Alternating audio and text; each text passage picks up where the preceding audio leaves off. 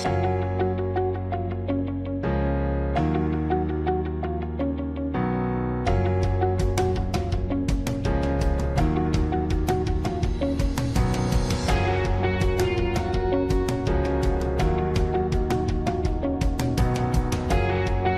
वालेकुम स्टूडेंट्स, हम डिस्कस कर रहे थे ऑपरेशन एम्पलीफायर को। ऑपरेशन एम्पलीफायर को हमने डिफरेंट पर्पस के लिए इस्तेमाल किया, डिफरेंट एप्लीकेशंस देखी उसकी।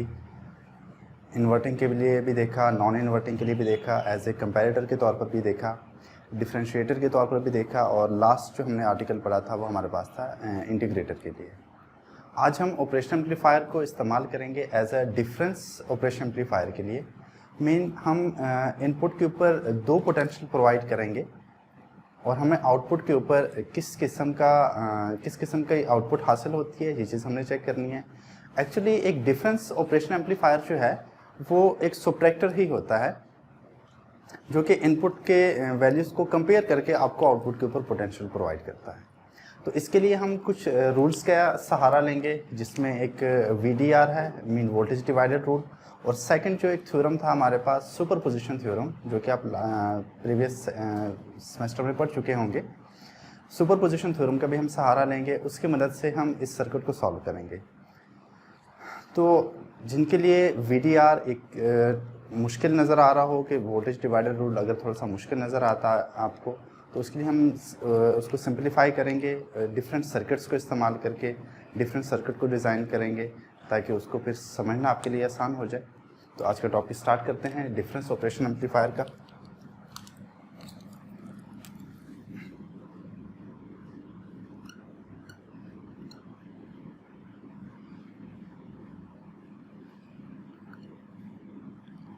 डिफरेंस ऑपरेशनल एम्पलीफायर, सबसे पहले इसका सर्किट को ड्रॉ करते हैं कि डिफरेंस ऑपरेशनल एम्पलीफायर होता किस तरह का है। ये सिंपल हमने एक ऑपरेशन एम्पलीफायर की तरह ही इसको डिज़ाइन करते हैं। एक इसका इन्वर्टिंग टर्मिनल, सेकंड इसका नॉन इन्वर्टिंग टर्मिनल। इन्वर्टिंग के साथ हम एक इनपुट रेजिस्टेंस अटैच करेंगे जिसका नाम हमारे पास है R1। सिमिलरली एक नॉन इन्वर्टिंग टर्मिनल के साथ भी एक रेजिस्टर अटैच करेंगे, इसकी भी वैल्यू हम लिखते हैं R1, और इसके लिए एक फीडबैक रेजिस्टर इस्तेमाल किया जाता है जिसको शो करेंगे हम RF से। सिमिलरली इन्वर्टिंग टर्मिनल के साथ भी एक फीडबैक रेजिस्टर इस्तेमाल करेंगे, मीन आउटपुट का कुछ हिस्सा दोबारा इनपुट के ऊपर प्रोवाइड करेंगे, तो उसको भी हम फीडबैक रेजिस्टर का नाम देंगे। ये हमारे पास है RF, और इस पोजीशन से हम हासिल करेंगे आउटपुट वोल्टेज Vout। अगर आप इस सर्किट को देखें तो यहाँ पे हमारे पास 3 नोड पॉइंट बनते हैं। नोड उस पोजीशन पे क्रिएट होता है जहाँ पे मिनिमम 3 टर्मिनल अटैच हों, तीन साइड पे करंट फ्लो होता हो। अगर आप यहाँ पे देखें तो एक पोजीशन ये बनती है, सेकंड पोजीशन ये बनती है, और थर्ड डायरेक्शन इसकी ये बनती है। सिमिलरली यहाँ पे एक डायरेक्शन ये बनती है, सेकंड ये बनती है, थर्ड डायरेक्शन ये बनती है। तो एक नोड यहाँ पे क्रिएट हो सकता है, एक नोड यहाँ पे क्रिएट हो सकता है, और जो थर्ड नोड है वो हमारे पास आउटपुट के ऊपर क्रिएट हो सकता है। तो यहाँ पे भी 3 टर्मिनल बनते हैं, एक आउटपुट के ऊपर इस साइड पे जा रहा है, एक फीडबैक की तरफ जा रहा है, और एक हम ऑपरेशन एम्पलीफायर से ले रहे हैं। तो इन नोड के ऊपर पोटेंशियल भी हम शो करते हैं। सपोज करें एक नोड हमारे पास ये वाला है, एक नोड है ये जो नॉन इन्वर्टिंग के साथ अटैच है, इसका पोटेंशियल मैं शो कर लेता हूँ। सपोज करें इसका पोटेंशियल है V1, और जो हमारे पास इन्वर्टिंग टर्मिनल है इसके पोटेंशियल को मैं शो कर देता हूँ। यहाँ पे पोटेंशियल है हमारे पास V2। आप इसकी पोटेंशियल की वैल्यूज़ को चेंज भी कर सकते हैं, इसको V2 इसको V1 के लिहाज से भी सॉल्व कर सकते हैं, वो आपकी मर्जी है। तो डिफरेंट बुक्स के अंदर भी इसके पोटेंशियल को डिफरेंट नाम से शो किया गया। किसी ने यहाँ पे V1 लिखा है, यहाँ पे V2, और किसी बुक में यहाँ पे V2 है, यहाँ पे V1 प्रोवाइड किया गया।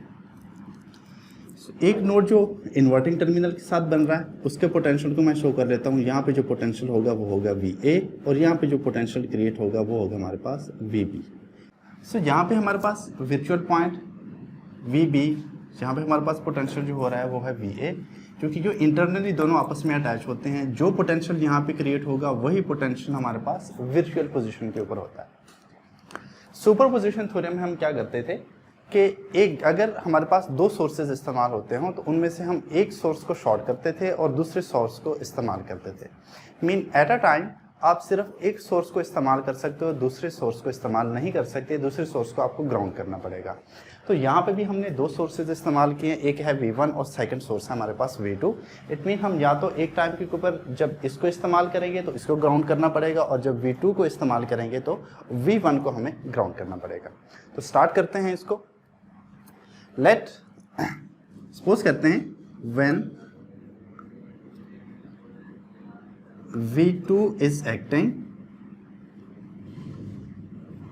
सपोज करें V2 एक्ट कर रहा है, V1 शुड बी ग्राउंड। तो हमें V2 को ग्राउंड करना पड़ेगा। तो V2 को ग्राउंड करने का मकसद क्या है, किस तरीके से सॉल्व होगा, सर्किट को दोबारा ड्रॉ करते हैं। हमारे पास था R1,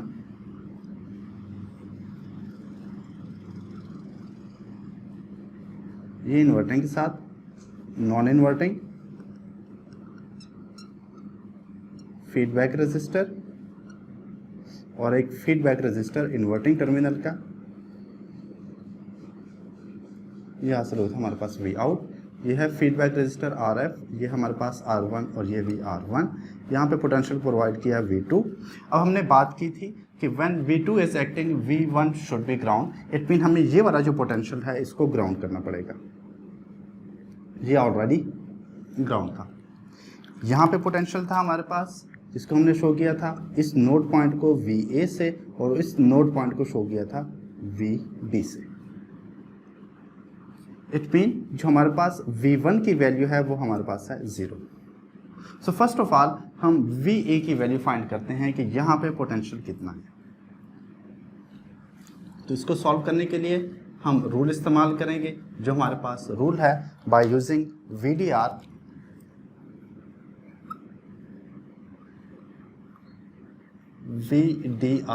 mean voltage divided rule. Voltage divided rule को इस्तेमाल करके हम इस सर्किट को सॉल्व करेंगे। वोल्टेज डिवाइडेड रूल बहुत सिंपल रूल है। आप इस तरह करें कि जो हमारे पास वोल्ट मीटर होता है, वोल्ट मीटर के पॉजिटिव टर्मिनल को इसके साथ अटैच करें और नेगेटिव टर्मिनल को इसके साथ अटैच करें, तो इसके अक्रॉस जो पोटेंशियल होगा वो हम फाइंड आउट कर सकते हैं। सो V पोटेंशियल हमारे पास कौन सा है, VA हम फाइंड करना चाहते हैं। वोल्टेज डिवाइडेड रूल बहुत सिंपल है लगाना। हम वोल्ट मीटर का पॉजिटिव टर्मिनल इस पॉइंट के साथ अटैच करें, नेगेटिव इसके साथ अटैच करें, इसके क्रॉस जो पोटेंशियल होगा वो हम फाइंड कर सकते हैं, जिसको हम शो कर रहे हैं VA से। किसके क्रॉस फाइंड कर रहे हैं, RF के cross. So RF divide by RF plus उसके सीरीज में जो रजिस्टर अटैच है उसको ऐड कर लें, plus R1 multiply by total potential कितना था, V1। इसको फिर से देख लें। VA को फाइंड आउट करना चाहते हैं वोल्टेज डिवाइडेड रूल से, इसके क्रॉस फाइंड कर रहे हैं। सो RF divide by RF plus जो सीरीज में रजिस्टर लगी है उसको ऐड कर लें, RF plus R1 multiply by total potential हमारे पास है V1। इसके क्रॉस भी फाइंड कर सकते हैं। अगर इसके क्रॉस फाइंड करना चाहते तो हमारे पास बन जाना था VA equal to R1 divide by R1 plus RF multiply by total potential V1।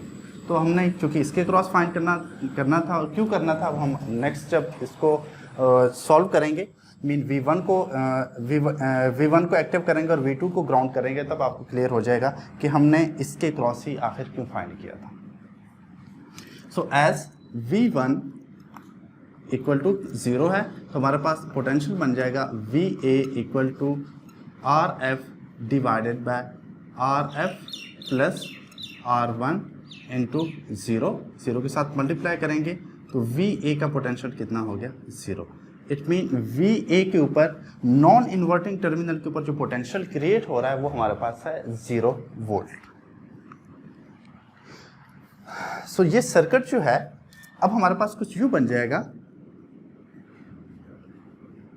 Circuit become, देखें सर्किट किस तरह बन गया। जस्ट इस पोटेंशियल को याद रखें कि VA के ऊपर जो पोटेंशियल है वो हमारे पास है 0।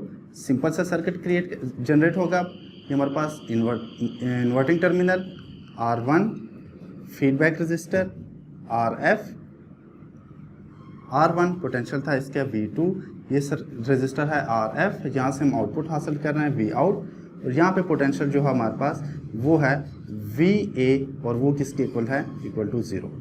ये पॉइंट था हमारे पास नोड पॉइंट, और नोड पॉइंट के ऊपर जो पोटेंशियल था वो हमारे पास है वी बी। अगर आप इस सर्किट को देखें तो ये सर्किट क्या शो करता है, हमने फर्स्ट जो लेक्चर ऑपरेशन एम्पलीफायर का जो हमारा फर्स्ट लेक्चर था वो था इन्वर्टिंग ऑपरेशन एम्पलीफायर का। तो क्या ये सेम वैसा ही सर्किट है हमारे पास ऑपरेशनल इन्वर्टिंग ऑपरेशन एम्पलीफायर का, जिसमें हम इनपुट प्रोवाइड करते थे इन्वर्टिंग के ऊपर और नॉन इन्वर्टिंग टर्मिनल को हम ग्राउंड रखते थे या जीरो पोटेंशियल के ऊपर रखते थे। तो सेम वैसा ही सर्किट यहाँ पे डिज़ाइन हुआ कि इसको जब हमने सॉल्व किया वी ए हमारे पास 0 बन गया, और जो इन्वर्टिंग टर्मिनल है उसके ऊपर पोटेंशियल है V2। इट मीन सर्किट जो है वो एक्ट कर रहा है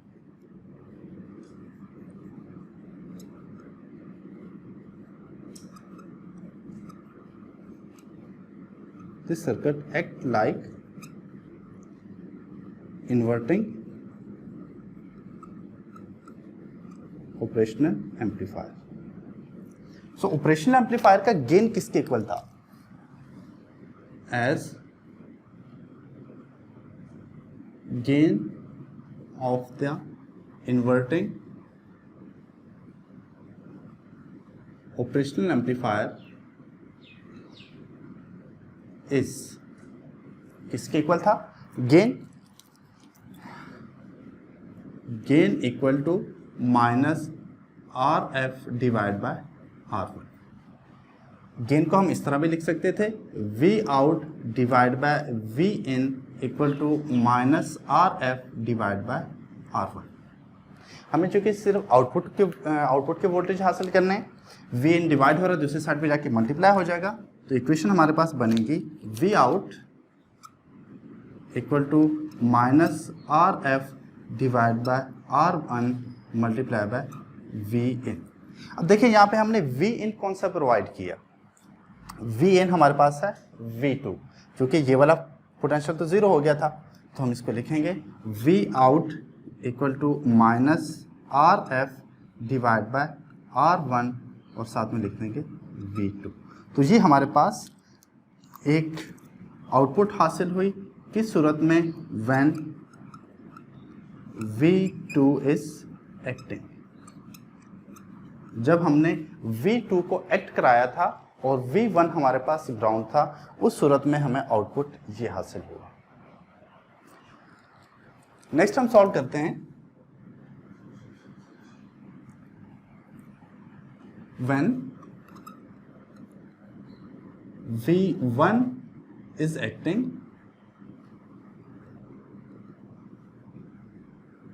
V2 शुड बी ग्राउंड।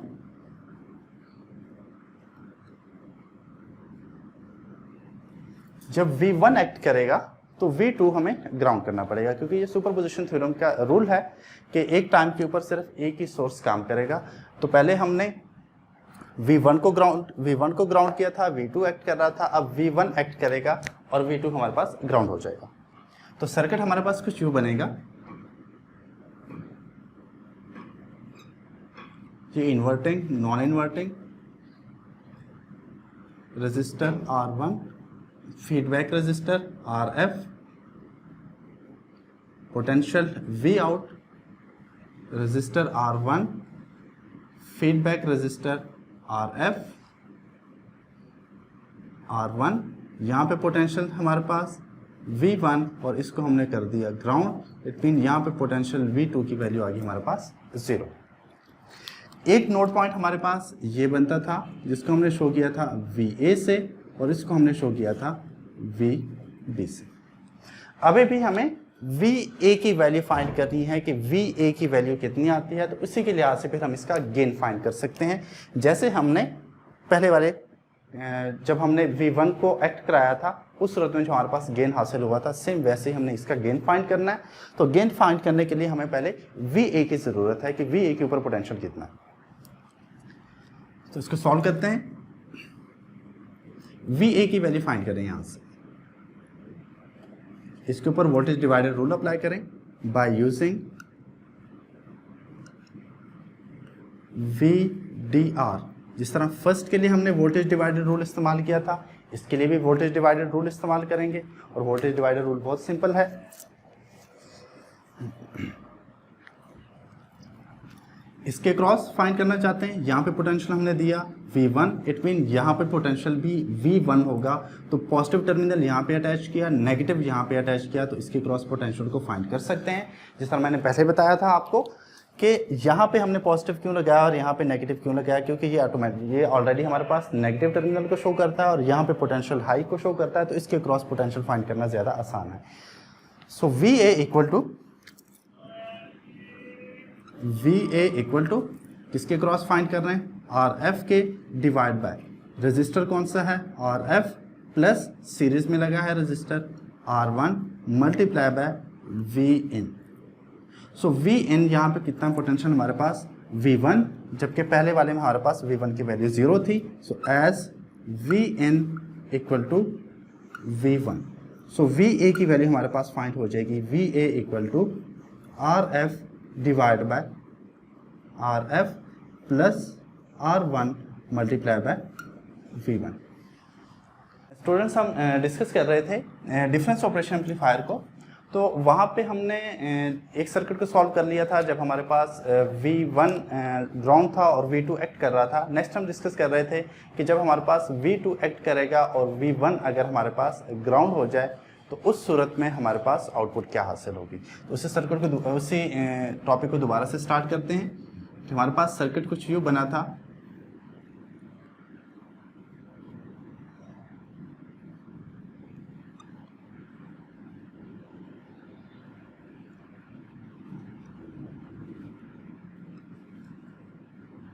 ये रजिस्टर हमारे पास फीडबैक रजिस्टर RF, इसकी वैल्यू R1, इसकी वैल्यू भी R1 और ये हमारे पास था RF।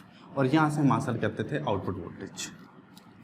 एक नोड हमारे पास यहाँ पे क्रिएट होता था जिसको हमने नाम दिया था VA का, और ये एक नोड हमारे पास यहाँ पे था जिसको हमने शो किया था VB से।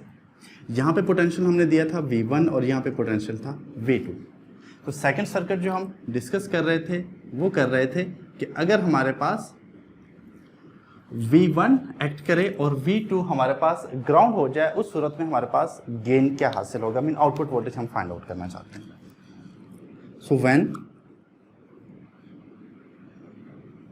V1 is acting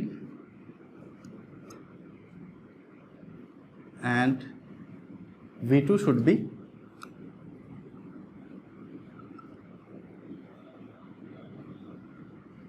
ground। अगर हमारे पास V1 एक्ट करेगा तो उस सूरत में V2 ग्राउंड हो जाएगा। तो हमारे पास सर्किट कुछ यूँ बना। नेक्स्ट सिंपल सा सर्किट बनेगा।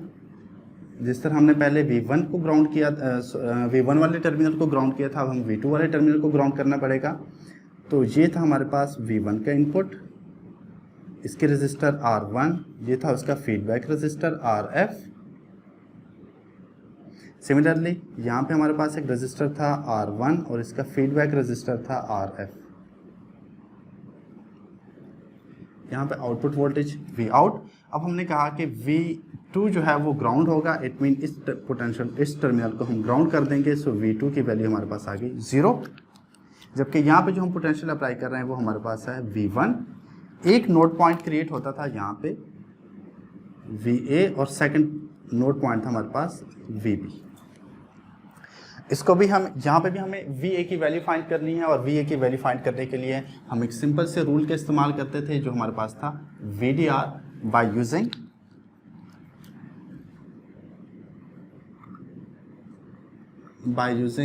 VDR वोल्टेज डिवाइडर रूल को अगर हम इस्तेमाल करें, इस पोजीशन पे वोल्टमीटर का पॉजिटिव टर्मिनल अटैच करें, यहाँ पे नेगेटिव, तो इसके क्रॉस हम पोटेंशियल फाइंड करेंगे। VA की value mean VA equal to किसके क्रॉस फाइंड कर रहे हैं, RF के। So RF divide by RF plus उसकी सीरीज में कौन सा रजिस्टर है R1, वो इसमें ऐड कर लें, R1 multiply by total potential हमारे पास Vn एज वी इन अब हमारे पास है V1 के इक्वल। जो हमने पिछला सर्किट किया था उसमें हमने V1 को 0 लिया था क्योंकि हमारे पास ग्राउंड पोटेंशियल पे था, लेकिन इस सूरत में हमारे पास V in मौजूद है, मीन V1 के इक्वल है। सो V in की जगह पे V1 पुट कर दें, हमारे पास इक्वेशन सॉल्व हो जाएगी। VA equal to RF divide by RF plus R1 into V1। It mean यहाँ पे जो पोटेंशियल क्रिएट हो रहा है वो कितना है, VA है। तो सर्किट को फिर से ड्रॉ करते हैं। सो circuit becomes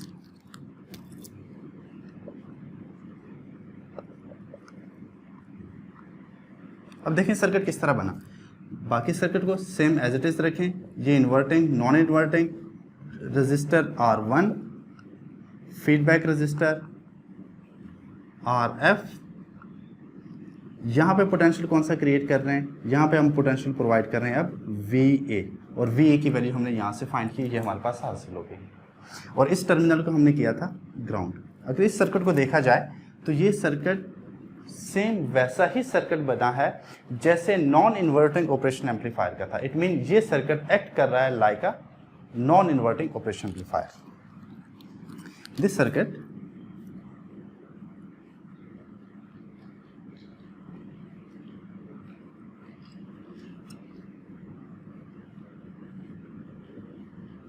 became a non-inverting operational amplifier. So operational amplifier का गेन किसके इक्वल था, as gain of the non-inverting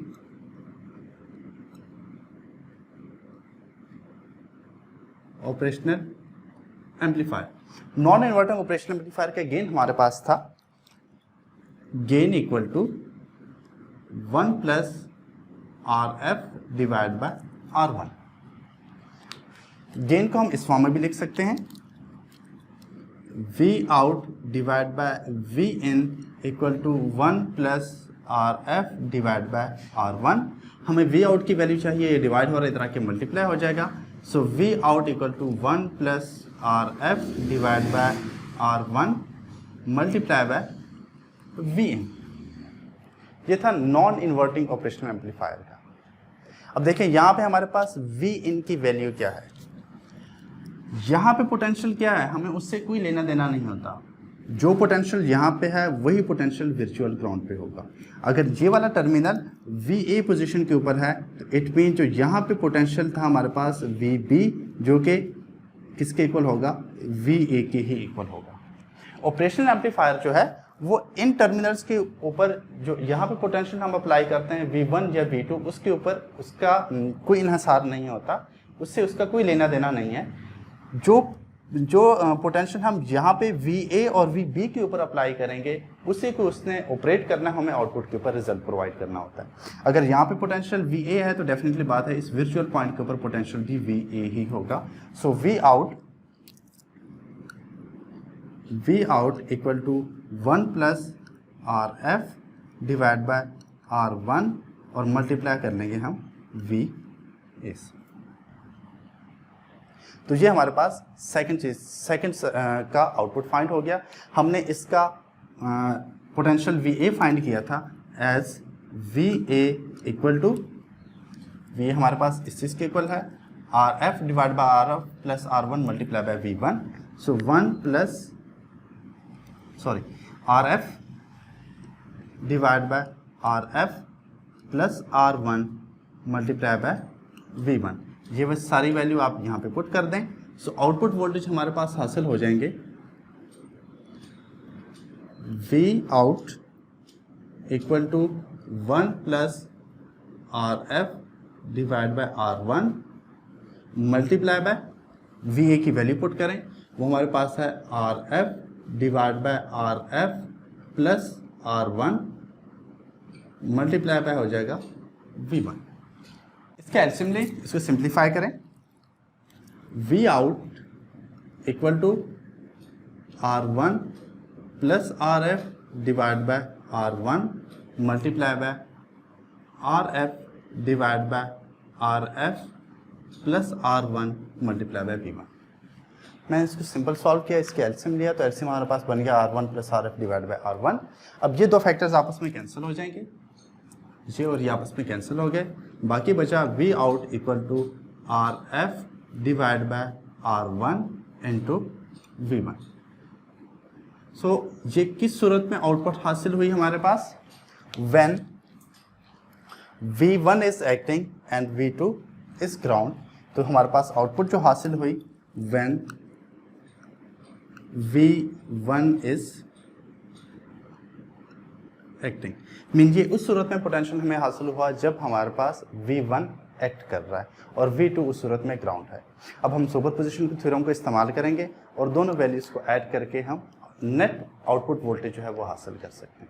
तो ये वैल्यू हमारे पास उस सूरत में फाइंड हुई जब V1 एक्ट कर रहा है।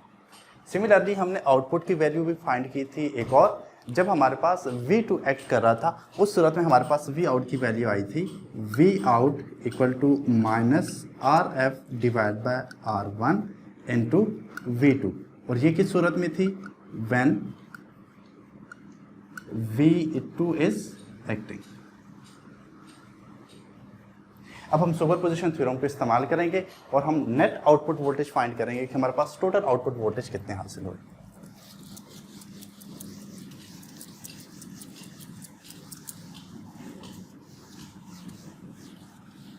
So by using superposition theorem,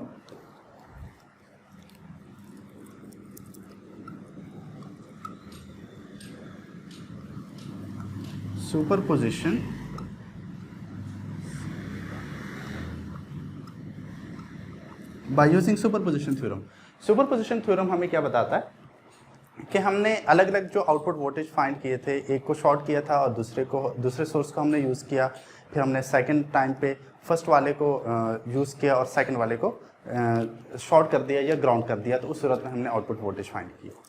तो अब हमने सुपरपोजिशन थ्योरम का इस्तेमाल करते हुए दोनों वोल्टेज को ऐड कर लेना। मीन एक बार हमारे पास सर्किट बन गया था इन्वर्टिंग का और दूसरी बार हमारे पास सर्किट जो बना वो बिल्कुल नॉन इन्वर्टिंग का बना।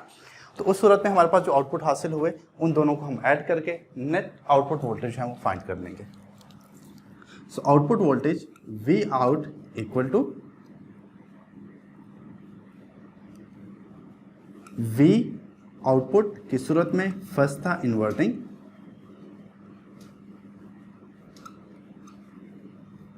के प्लस V आउट की सूरत में नॉन इन्वर्टिंग। दोनों के वोल्टेज को ऐड करें। इन्वर्टिंग का पोटेंशियल हमारे पास आया था, ये वाला हमने फाइंड किया था, ये उस सूरत में था जब V2 एक्ट कर रहा था, तो ये हमारे पास हासिल हुआ था इन्वर्टिंग की सूरत में, और ये तब हासिल हुआ जब हमारे पास एक नॉन इन्वर्टिंग सर्किट बन गया था, जब हमारे पास V1 एक्ट कर रहा था। सो V2 इन्वर्टिंग का था minus RF divide by R1 into potential हमारे पास है V2 प्लस, और नॉन इन्वर्टिंग के लिए हमारे पास हासिल हुआ था ये वाला आउटपुट वोल्टेज जो कि है RF divide by R1 into V1। इन दोनों में से RF जो है, RF और R1 ये कॉमन आ रहा है, इसको हम कॉमन ले लेते हैं। हमारे पास इक्वेशन बनेगी V out equal to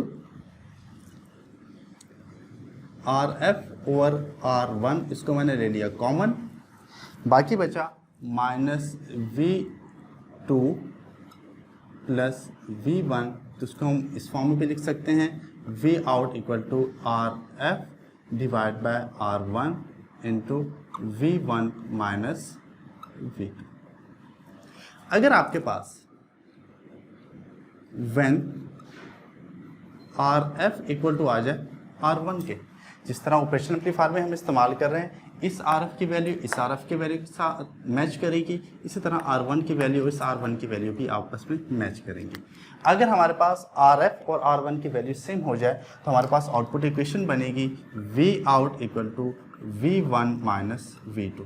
it mean जो हमें आउटपुट हासिल होगा वो इन दोनों के पोटेंशियल डिफरेंस के ऊपर डिपेंड करता है, और पोटेंशियल डिफरेंस पहले किसका आएगा, इन्वर्टिंग में से नॉन इन्वर्टिंग को ही नॉन इन्वर्टिंग में से इन्वर्टिंग को ही माइनस करना है, क्योंकि नॉन इन्वर्टिंग के ऊपर हमने अप्लाई किया V1 और इसके ऊपर हमने अप्लाई किया V2। अगर हमारे पास जिस तरह मैंने स्टार्ट में बताया आपको, कुछ बुक्स के अंदर इस पोटेंशियल को चेंज किया है। यहाँ पे V1 अप्लाई कर लेते हैं, यहाँ पे V2 अप्लाई कर लेते हैं, तो उस सूरत में V2 माइनस V1 हो जाएगा। और बास लोग इसको इस फॉर्म में भी लिख लेते हैं, कुछ टीचर्स वो अगर इस यहाँ पे अप्लाई कर दें V प्लस और यहाँ पे अप्लाई कर दें V माइनस, तो उस सूरत में भी आपने कंफ्यूज नहीं होना। तो यहाँ पे भी एक्चुअली आउटपुट जो इक्वेशन है वो इसी फॉर्म में आ जाएगी, V out is equal to V plus minus V minus. तो हमारा ये वाला जो लेक्चर है डिफरेंस ऑपरेशन एम्पलीफायर का, ये कंप्लीट हो गया। ये एक्चुअली सेम ऐसे ही काम करता है जिस तरह एक सब्ट्रैक्टर होता है, पॉजिटिव से नेगेटिव को माइनस किया जा रहा है।